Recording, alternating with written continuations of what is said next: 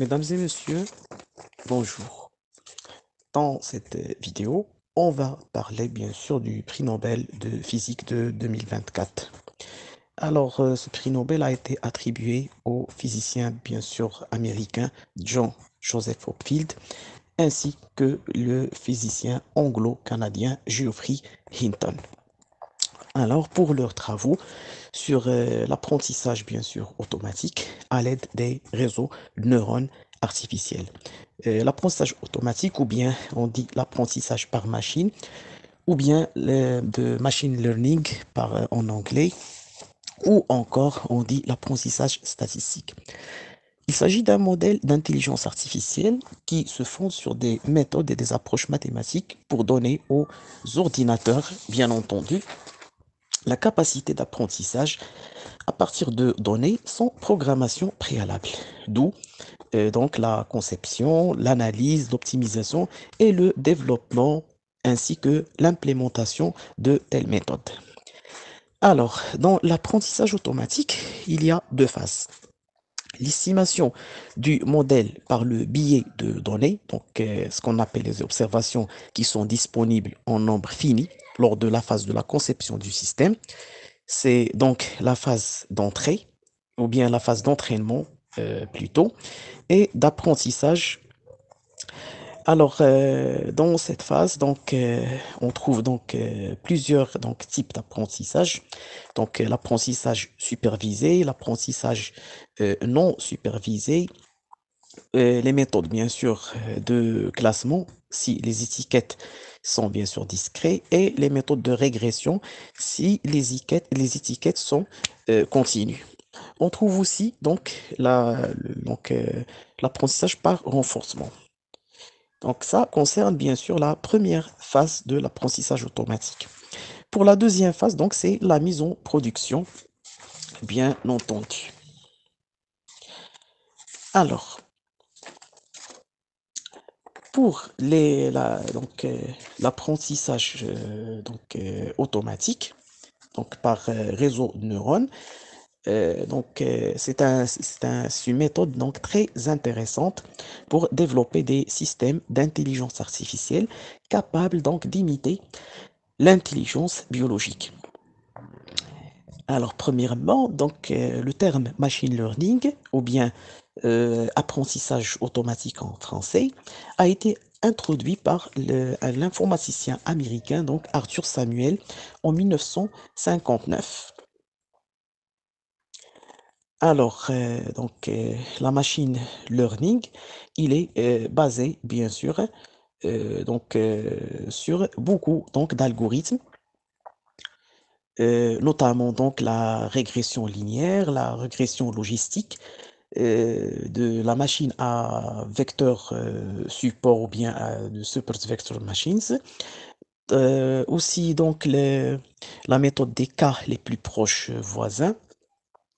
Donc la méthode de l'arbre de décision, ou bien l'algorithme de l'arbre de décision, ou bien random forest, notamment les algorithmes génétiques et les algorithmes évolutifs, les mélanges gaussiens, ainsi que le boosting et le Bayesian.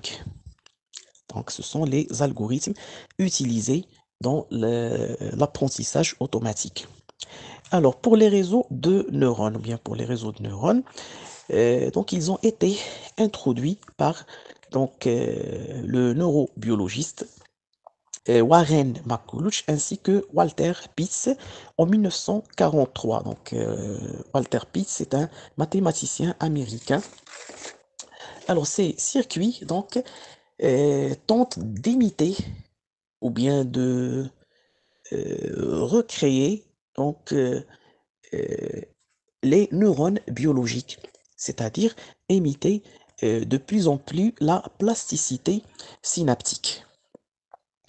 Alors, ces modèles ont donc plusieurs applications, notamment la reconnaissance des formes et la vision, la segmentation d'images, la radiodiagnostic, le traitement d'images en imagerie médicale, l'optimisation des doses donc en radiothérapie ainsi qu'en radiothérapie métabolique basée sur la médecine nucléaire, Donc, en chimie informatique ou bien en computational chemistry, donc c'est donc la prédiction de la structure, bien sûr, des molécules complexes. Et en bioinformatique, notamment la bioinformatique des séquences, donc l'analyse des séquences d'ADN, d'ARN, ainsi que les protéines.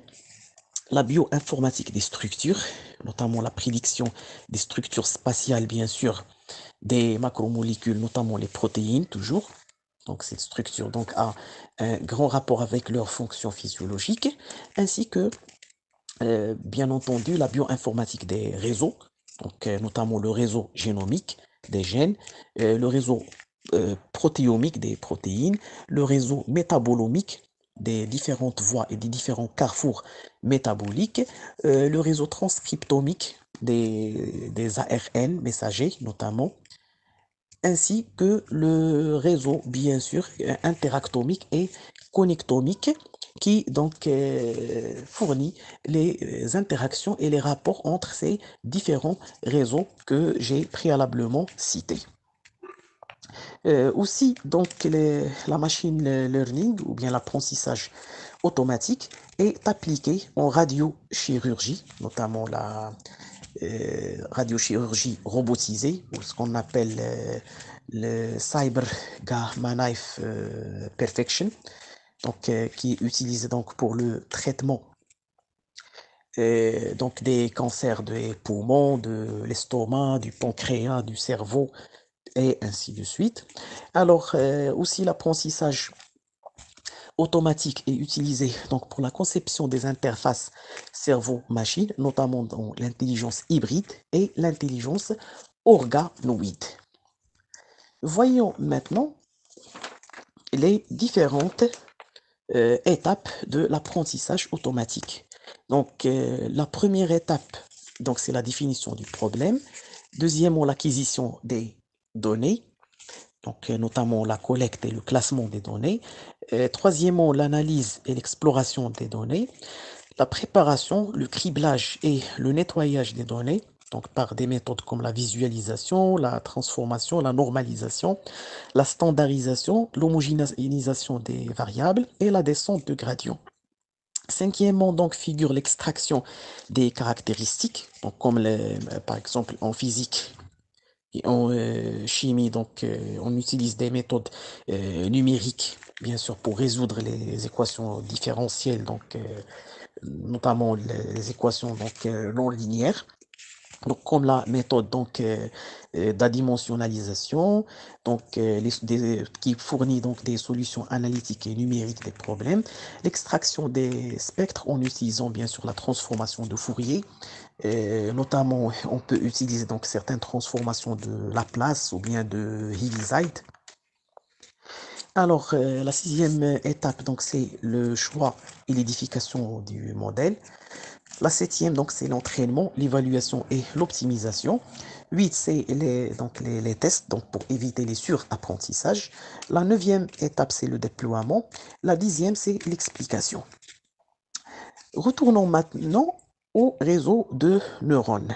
Les réseaux de neurones, donc, euh, ont acquis donc, une signification physique, notamment donc, par l'intermédiaire donc, de circuits électriques, donc des circuits électriques RC, mais avec des potentiels donc, discrétisés. Donc, le réseau de neurones, c'est un automate donc, qui contient une fonction de transfert qui transforme donc plusieurs entrées en une seule sortie. Cette fonction de transfert s'appelle donc dans le jargon des réseaux de neurones la fonction d'activation. Donc, il s'agit d'un modèle discriminatif capable donc de réaliser des fonctions logiques, des fonctions arithmétiques, ainsi que des fonctions symboliques. Donc, il existe la règle du physiologiste ou bien du biophysicien canadien Donald Hebb. C'est la règle donc de la réduction des coefficients synaptiques, donc qui permet d'imiter davantage donc la plasticité des neurones biologiques.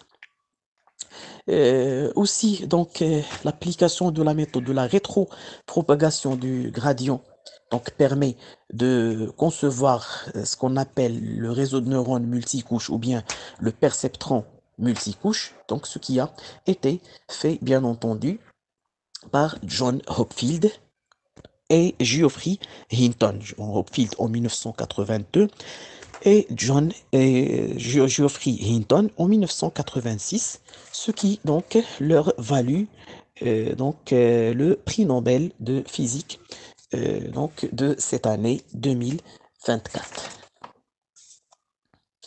J'espère donc que cette présentation des découvertes et des travaux des lauréats du prix Nobel de physique vous attire votre attention et votre curiosité scientifique. Et j'espère que c'était intéressant pour vous. Merci de votre attention. Et n'oubliez pas, bien sûr, de vous abonner dans notre chaîne afin que vous puissiez donc recevoir toutes nos vidéos et toutes, bien sûr, nos présentations. Et n'oubliez pas également de consulter donc nos commentaires ou bien nos descriptions qui s'articulent sur les travaux des physiciens et des chimistes et des scientifiques. Nous allons prochainement publier un commentaire à propos donc des travaux de John Hopfield ainsi que Geoffrey Hinton. Merci encore une fois et à bientôt.